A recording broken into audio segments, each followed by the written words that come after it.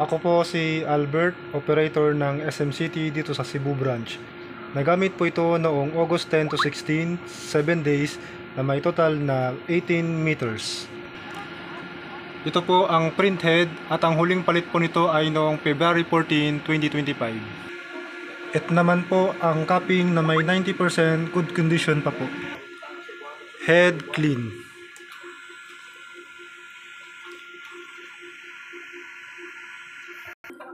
Punasan ang wiper after head clean.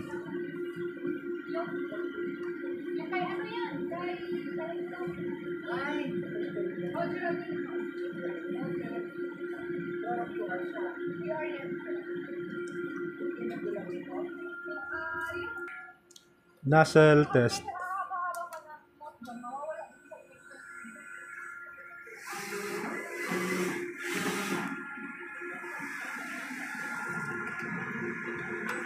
Okay naman po ang resulta.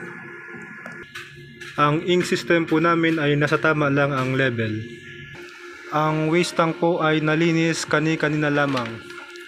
Ito naman po ang ABR at ito ang ground wire. Ito naman po yung aming stocks. Ito po yung used ink, unused ink, unused powder at unused film.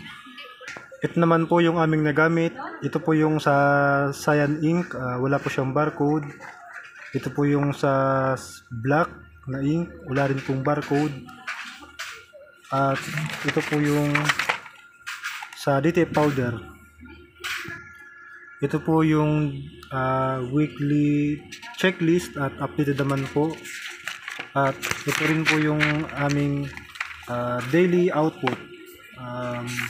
Mula August 10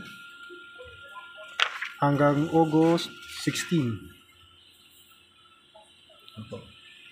Thank you po.